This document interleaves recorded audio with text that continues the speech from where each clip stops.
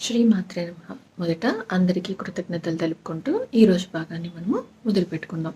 గత భాగంలో మనము అష్టసిద్ధులు మనము ఏ విధంగా అయితే అనుభూతులు చెందుతామో వాటిని గురించి చెప్పుకున్నాం. అందులో భాగంగా అంతరాత్మ యొక్క సిద్ధి అనే దాని గురించి జస్ట్ ప్రేమ అనేసి మాత్రం చెప్పానన్నమాట. ఇక్కడ మనము ప్రేమ గురించి కొంచెము విశదీకరించుకుంటూ విపులంగా ఎలాబరేట్గా చెప్పుకున్నాం. అందువలననే అక్కడ నేను కొద్దిగానే చెప్పడానికి కారణం అన్నమాట. ప్రేమ అనేసి అంటే అందరికీ మాకు తెలుసు అనేసి అనుకుంటూ ఉంటాం. నిజమే, అందరికీ తెలిసినటువంటి విషయమే, అంతటా ఉండేటువంటి విషయమే, అన్నింటిలోనూ ఉండేటువంటి విషయమే. కానీ కూడాను మనము దాని గురించి మనకు దాని గురించి ఎంతవరకు తెలుసో ఈ ఎపిసోడ్ విన్న తర్వాత మీకు మీరుగా తెలుసుకోండి. ఓకే, ప్రేమ అనగానే అందరికీ తెలిసినటువంటి అబ్రివేషన్ నేను చెప్పినటువంటిది పరిపూర్ణముగా రమించే ఆత్మలో ఉండటం అన్నమాట. సో ఇక్కడ ప్రేమ అనే దానికి అబ్రివేషన్ అని అర్థాన్ని నేను ఇక్కడ చెప్పడానికి కారణం ఏమి అనేసి అంటే ఆ పరిపూర్ణంగా ఆత్మలో రమించిపోయి ఉండడానికి కావలసినటువంటి ప్రేమను మనము పొందపడాలి అన్నమాట. అలా పొందాలి అనేసి అంటే మనము బాడీ, బ్రెయిన్, మైండ్, సోలు, సుప్రీం, అదే అండి శరీరము, బుద్ధి, మనసు, ఆత్మ, అంతరాత్మ, ఈ 5 రకాలలో ఉండేటువంటి ప్రేమను మనము తెలుసుకోవాల్సినటువంటి అవసరం ఉన్నదన్నమాట. ఇక్కడ ఈ 5 రకాలలోనూ మనకు 2గా చెప్పుకుంటాం. ఏమి అనేసి అంటే ఏదైతే మనకు అవసరమో, ఏదైతే ఎలా ఉండాలో ఆ విధంగా ఉండడము, ఏ విధంగా అయితే ఉండకూడదో ఆ విధంగా, అంటే 2 రకాలు, ఉండవలసినది, ఉండకూడనిది, వేరియేషన్. ప్రేమ ఏ విధంగా ఉంటే బాగుంటుంది, లేకపోతే ఏ విధంగా అయితే ఉన్నతంగా ఉంటుంది అనే విషయాలను మనము ఒకేసారి చెప్పుకున్నాం. సో ఏ విధంగా ఉండాలి, ఏ విధంగా ఉండకూడదు అనేసి. సో మొదటిగా మనము ప్రేమ శరీరంకి సంబంధించినటువంటిది. ఏ విధంగా ఉంటుంది అంటే అందరికీ తెలిసినటువంటిదే. మనము ఫస్ట్ కోరిక, ఇలా నేను చెప్పడానికి కారణం ఏమి అనేసి అంటే ఆ కోరికను కూడాను మనము మంచిగా చూడడం అనేది, లేకపోతే చెడుగా చూడడం అనేది కూడా జరుగుతుందన్నమాట. శరీరానికి కోరిక అని చెప్పినప్పుడు అందరికీ కూడాను చెడు ఆలోచనలతోనే వెళుతూ ఉంటాం. నిజమే, ఆ కోరిక అనేది కేవలం శరీరానికి సుఖాన్ని మాత్రమే ఇస్తుందన్నమాట. అందువలననే శరీరము అనంగానే మనకి, ప్రేమ అనంగానే శరీర స్థితికి వచ్చేటప్పటికి ఒక కోరికగానే ఉండిపోతుందన్నమాట.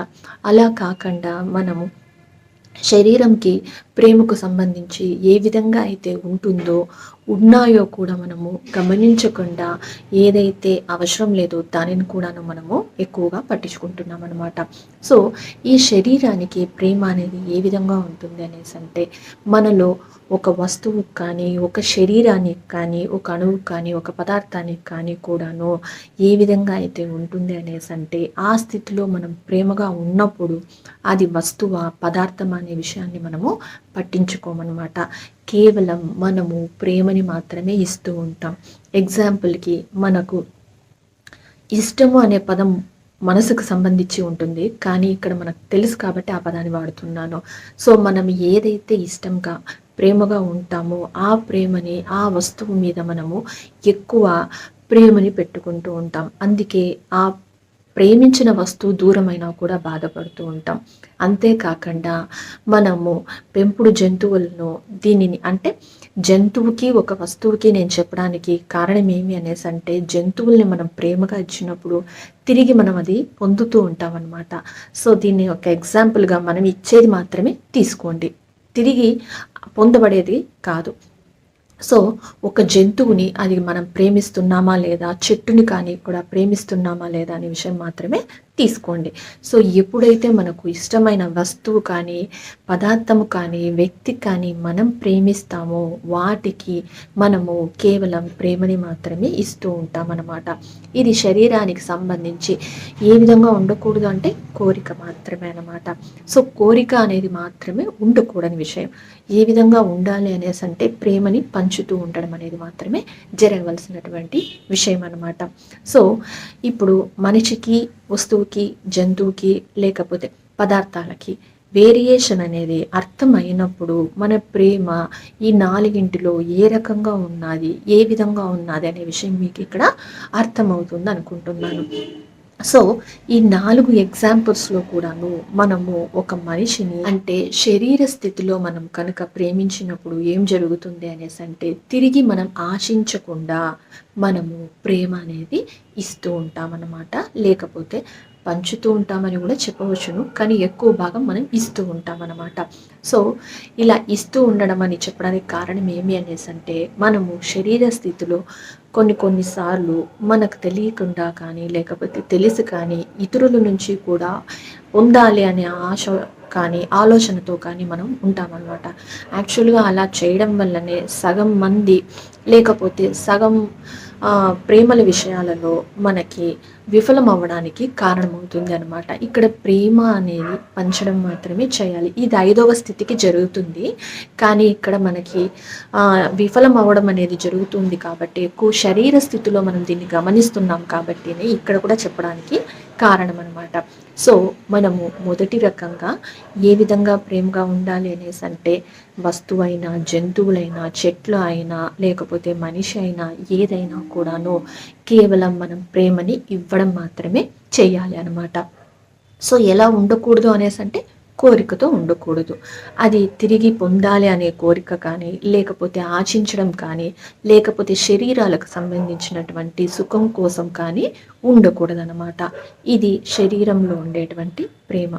నెక్స్ట్ బుద్ధి. సో ఇక్కడ అనుకోవచ్చు బుద్ధికి కూడా ప్రేమ ఉంటుందా అనేసి అని. ఉంటుంది. ఎందుకు అనేసి అంటే మనము ఒక మనిషి యొక్క ఆలోచనలు కానీ వాళ్ళ వ్యక్తిత్వాన్ని కానీ చూసి మనము ప్రేమ అనేది లేకపోతే ప్రేమించడం అనేది చేస్తూ ఉంటాం కదా. సో ఇది మనం చేయకూడని పనిలోకి తీసుకుందాం ఎగ్జాంపుల్గా. సో అలా తీసుకున్నటువంటి వ్యక్తి ఆలోచనలు మనకి వాళ్ళ వైపుని మన ప్రేమని లాగుతూ ఉంటుంది. అంటే ఒక వ్యక్తిని మనము వాళ్ళ యొక్క ఆలోచనలు బట్టి మనము ప్రేమించడం అనేది జరుగుతూ ఉందన్నమాట. సో అలా కాకుండా ఒక మనిషిని ప్రేమించడం అనేది ఎలా ఉండాలి అనేసి అంటే వాళ్ళ ఆలోచనలకి మనం చేయవలసినది మన శక్తి కొద్దీ లేకపోతే మనకు సరిపోయేటువంటి సహాయాన్ని కానీ చేయడము లేకపోతే వాళ్ళని తక్కువ స్థితిలో ఉన్నా ఎక్కువ స్థితిలో ఉన్నా కూడా మనని ప్రేమ ఇవ్వడం అనేది మనము చేస్తూ ఉండాలన్నమాట. అంతేకాకుండా ఇక్కడ వచ్చేటప్పటికి మన ప్రేమ అనేది ఇవ్వడం జరిగినప్పుడు అది ఆలోచనలతోనూ ఇస్తాము, శరీరపరంగా అంటే శరీర స్థితిలో ఉంటూ కూడా ఇస్తామన్నమాట. సో ఈ విధంగా 2 ఇస్తూ ఉంటాం. అదే కనుక చెయ్యకూడనిది ఎలా అనేసి అంటే ఆలోచనలతో ఉన్నంత వరకు ఆ ఆలోచన వ్యక్తి యొక్క వ్యక్తిత్వం ఉన్నతంగా ఉన్నంత వరకే ప్రేమ ఉంటుంది.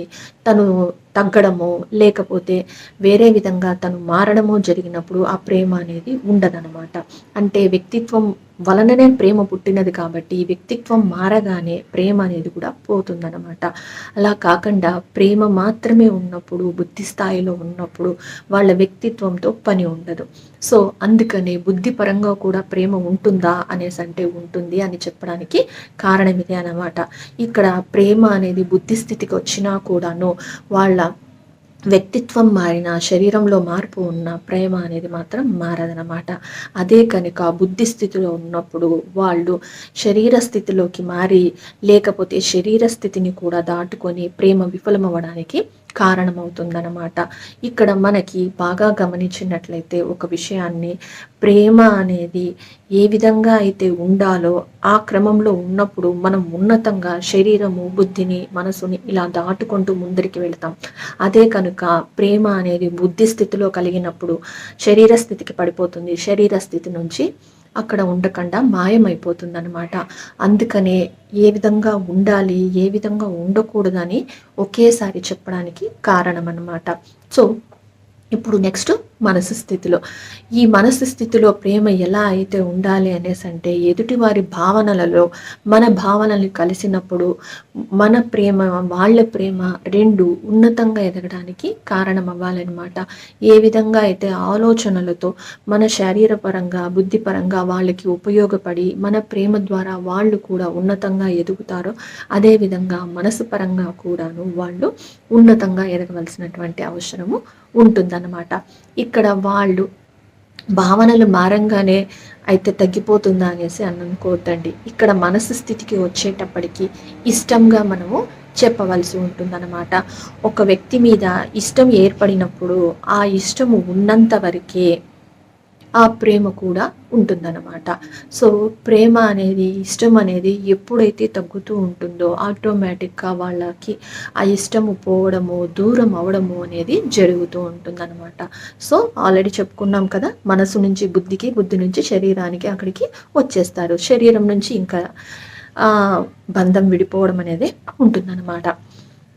సో ఈ విధంగా తగ్గడం అనేది జరిగితే, పెరగడం అనేటప్పటికి వచ్చేటప్పటికి వాళ్ళ శరీరం ఎలా ఉన్నా పర్వాలేదు, ఎటువంటి ఆకారంతో రూపంతో ఉన్నా పర్వాలేదు, ప్రేమనిస్తూ ఉంటారు. బుద్ధి వాళ్ళ ఆలోచనలను మంచిగా ఉన్నాయి లేదు చెడుగా ఉన్నాయి అనేసి అని దానిలో పని లేకుండా ప్రేమను అనేది పంచుతూ ఉంటారు. మనసు స్థితిలో వాళ్ళ భావనలను మాత్రమే వాళ్ళు, ఎగ్జాంపుల్కి ఇప్పుడు స్వతంత్రం రావాలి అనేసి అని గాంధీజీ కానీ ఇతర వ్యక్తులు కానీ పోరాటం చేసినప్పుడు వాళ్ళ యొక్క ఆశయాలను, వాళ్ళ భావనలను గౌరవించి వాళ్ళని ప్రేమించినట్లు అన్నమాట. సో ఇక్కడ జస్ట్ ఎగ్జాంపుల్ అయినా కూడాను అర్థం అదే అనమాట. వాళ్ళ భావనలను ఇష్టపడి మనము ప్రేమ అనేది పంచడం చేసినట్లు. మళ్ళీ ఇక్కడ మ్యారేజ్ వరకు వెళ్ళొద్దండి. ఎందుకు అంటే ఇక్కడ మ్యారేజ్ అనేది కూడా ఒక ఎగ్జాంపుల్గానే వస్తుంది. ఎందుకంటే ఒక వ్యక్తి యొక్క భావనలు కానీ, ఆలోచనలు కానీ మనము నచ్చినప్పుడు కానీ, ఇష్టపడినప్పుడు కానీ ప్రేమ లేకపోతే పెళ్ళి అనేది వస్తూ ఉంటాయి, నిజమే. కానీ ఆ బంధంలో అయితే ఎగ్జాంపుల్గా మాత్రం తీసుకోండి.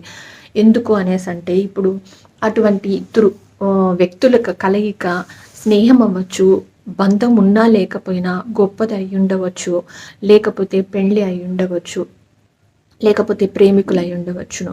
కానీ జస్ట్ మనం ప్రేమ గురించి మాత్రమే చెప్తున్నాను, వాళ్ళలో ఉండేటువంటి, వాళ్ళ మధ్య ఉండేటువంటి బంధం కాదు. కాకపోతే ఉన్నతంగా వెళ్ళే కొద్దీ వాళ్ళ మధ్య ఉండేటువంటి బంధం ఏదైనా కూడాను బలిష్టంగా ఉంటుంది, బలవంతంగా ఉంటుందన్నమాట. సో ఆ బలం పెరిగే కొద్దీ ఆ బలం యొక్క శక్తి కూడా పెరుగుతూ ఉంటుంది. ఇది నెక్స్ట్ స్టెప్ కూడా ఉపయోగపడుతుంది అన్నమాట. సో ఇక్కడ మనసు యొక్క లేకపోతే ఆ స్థితిలో ఉండేటువంటి ప్రేమ ఎలా ఉంటుంది, ఎలా ఉండకూడదు అనే విషయం మీకు ఇప్పుడు అర్థమైంది అనుకుంటున్నాను. ఎప్పుడూ కూడా ప్రేమ ఉండకూడదు అనేసి నేను ఎందుకు చెప్తున్నాను అనేసి అంటే, ఏ స్థితిలో మన ప్రేమ అనేది ఆధారపడి ఉంటుందో దాని నుంచి మన ఉన్నతి ఉన్నదా లేకపోతే తరుగుదల ఉన్నదా అనే విషయాలను ఎవరికి వాళ్ళే అంచనా వేసుకోండి, లేకపోతే బేరేజులు వేసుకోండి. అప్పుడు మనకు అర్థమవుతుందన్నమాట మన ప్రేమ కానీ, మన ఆలోచనలు కానీ ఎంతవరకు ఉన్నాయి అనేసి. సో ఈ విధంగా మనం ఒక మనిషిని కానీ, లేకపోతే వస్తువు కానీ, పదార్థాన్ని కానీ ప్రేమగా ఉండినప్పుడు మనసు స్థితిలో అయితే మనకు ఏ విధంగా ఉంటుంది అనే విషయం మీకు ఇప్పుడు అర్థమైంది అనుకుంటున్నాను. సో ఇక్కడ ఒక సందేహం రావచ్చు, మనం అందరూ కూడాను ఎక్కువ మంది ప్రేమ అనంగానే ఒకటి లవర్స్ అంటే ప్రేమించుకునే వ్యక్తులుగాను, లేకపోతే భార్యాభర్త సంబంధాలకునే ఎగ్జాంపుల్స్గా తీసుకొని కన్ఫ్యూజ్ అవుతూ ఉంటారు. కానీ ఇక్కడ ఆ కన్ఫ్యూజన్ లేకుండా నేను 2 రకాల ఎగ్జాంపుల్స్ చెప్తాను. ఒకటి ఏమి అనేసి అంటే, మనం స్వాతంత్రం రావాలి అనేసి అన్నప్పుడు గాంధీజీతో పాటు చాలామంది స్వాతంత్రానికి ఆ సమరయోధులు వాళ్ళ ప్రాణాలను, వాళ్ళ సర్వస్వాన్ని అర్పించారనమాట. సో ఎందుకు అంటే వాళ్ళు స్వరాజ్యాన్ని ప్రేమించారు కాబట్టి. సో అలా స్వరాజ్యాన్ని ప్రేమించిన వ్యక్తులతో కలిసి మిగిలిన అక్కడ 100 మంది పాల్గొన్నారు అనుకుందాం, గాంధీజీ కాకుండా 100 మంది అనుకుందాం. సో ఆ 100 మంది త్యాగం కూడాను అక్కడ ఉన్నది అనమాట. సో వాళ్ళకంతా ఉన్నది గాంధీజీ పైన ఉన్న ప్రేమతో కాదు, ఆయనకి స్వరాజ్యం, స్వతంత్రం మీద ఉన్న ప్రేమతో వాళ్ళు తనకి సహాయం చేయడం అనేది జరిగిందనమాట. సో ఒక వ్యక్తి మీద వాళ్ళకు ఉన్నటువంటి ప్రేమతో కాదు, ఆ వ్యక్తి యొక్క ఆలోచనలతో, భావనతో ఉండేటువంటి ప్రేమ. సో అది ఎక్కడి వరకు ఉన్నది అనేసి అంటే, వాళ్ళ ప్రేమ సొంత స్వరాజ్యం మీద, అంటే మనసు యొక్క భావనలతో ఉన్నది కానీ బయట ఉండేటువంటి గాంధీజీతో కాదు, పరిస్థితులతో కాదనమాట. అంటే ఆయన ఆలోచనలు, ఆయన దేహంతో కాదనమాట. సో ఇది ఒక ఎగ్జాంపుల్ స్వరాజ్యానికి సంబంధించి. ఇంకా భార్యాభర్తలది తీసుకుందాం. భార్యాభర్తల్ని ఒక ఎగ్జాంపుల్గా తీసుకున్నప్పుడు, ముందు కాలంలో ఒకరినొకరు చూసుకోకుండా పెళ్ళి అనేది జరిగి ఉన్నది. తర్వాత అక్కడ ఏమవుతుంది అనేసి అంటే, వాళ్ళంతా కూడాను వాళ్ళ మధ్య ఏర్పడినటువంటి బంధానికి గౌరవం ఇచ్చి, ప్రాధాన్యత ఇచ్చి, విలువ ఇచ్చినో, లేకపోతే ఇష్టం కొద్దీనో, ప్రేమ కొద్దీనో, ఈ 5 రకాలుగా అక్కడ ముడిపడి ఉన్నది అనమాట. ఎందుకు అంటే, బంధానికి విలువ ఇచ్చిన, ప్రేమించిన, ఇష్టపడిన, ప్రాధాన్యత ఇచ్చిన అంతా కూడాను అక్కడ దానిని నిలుపుకోవాలి అన్న ఆలోచనతో వాళ్ళు ఉండడానికి కారణమైందనమాట. తర్వాత ఇద్దరు చూసుకొని నచ్చితేనే జరగడం అనేది జరిగింది. అంటే అక్కడ మనసుతో ముడిపడి ఉన్నది కాబట్టినే 3వ స్థితి వరకు నేను చెప్పేశాను. ఉన్నది కాబట్టినే ఒకరినొకరు చూసుకోకపోయినా కూడా మనసుతో ఏర్పడినటువంటి బంధంతోనే ఉన్నారనమాట. తర్వాత ఏమైంది, చూశారు, ఒకరికొకరు నచ్చారు, ఆలోచనలు నచ్చడము, తర్వాత లేకపోతే ఒకరి అభిప్రాయాలు ఒకరికి మంచిగా అనిపించడంతో పెళ్లి చేసుకున్నారు. అందుకనేసనే ఆ అభిప్రాయాలు వేరు కాగానే విడిపోవాలి అనే ఆలోచనలతోనే విడిపోవడం అనేది జరుగుతూ ఉంటుందన్నమాట. ఇది విడాకులని నేను చెప్పను, కానీ ఒక మనిషి కలిసి ఉన్నా లేకపోయినా కూడా సపరేట్గా ఉండడానికి కారణాలు మాత్రమే నేను చెప్తున్నాను అనమాట. సో అంటే అభిప్రాయాలు కలిసాయి కాబట్టి వాళ్ళు అభిప్రాయాలు బాగున్నంత వరకు కలిసి ఉన్నారు. అభిప్రాయాలు మారంగానే గౌరవం అనేది, ఇష్టం అనేది తగ్గింది కాబట్టినే విడిగా ఉండడానికి కారణమైంది. మరి ఇప్పటి కాలంలో ఏం జరుగుతున్నది, ఒకరినొకరు చూసుకుంటున్నారు, ఒకరినొకరు మాట్లాడుకుంటున్నారు, ఒకరినొకరు అర్థం చేసుకుంటున్నారు, ఇంకా ఎక్కువ ముందుకు వెళ్తున్నారు. కానీ కూడాను అవన్నీ తీరిన తర్వాత దూరం అయిపోతున్నారు. కారణం ఏమి అనేసి అంటే, మనసుకు కానీ బుద్ధికి కానీ ప్రాధాన్యత ఇవ్వకుండా శరీరానికి ప్రాధాన్యత ఇవ్వడం అనమాట. ఇలా చెప్పడానికి కారణం ఏమి అనేసి అంటే, మనము ఒక వస్తువుని కొంటామనుకోండి, ఒక పెన్ కానీ ఒక కారు కానీ అనుకోండి, కొత్తగా కొన్నప్పుడు దాని మీద ఉండేటువంటి ఇష్టం, మూడవది ఇష్టం, ఆలోచన ఎప్పుడైతే మనము కొన్న తర్వాత తగ్గిపోతూ వస్తుంది. ఎందుకు అనేసి అంటే, కొననంత వరకు ఇష్టం ఎక్కువగా ఉన్నది, కొన్న తర్వాత దానిని చూసుకోవాలి అనే ఆలోచన ఉన్నది. ఆ ఆలోచన చూసేసిన తర్వాత, జరిగిపోయిన తర్వాత, దాని మీద కోరిక తీరిపోయిన తర్వాత ఆటోమేటిక్గా ఇంకెక్కడుందండి, శరీరం కూడా వెళ్ళిపోయింది, మనసు వెళ్ళిపోయింది, బుద్ధి వెళ్ళిపోయింది, శరీరం వెళ్ళిపోయింది. అందుకనేసే దాని నుంచి మనము విడిగా ఉండడానికి కారణమవుతున్నదన్నమాట.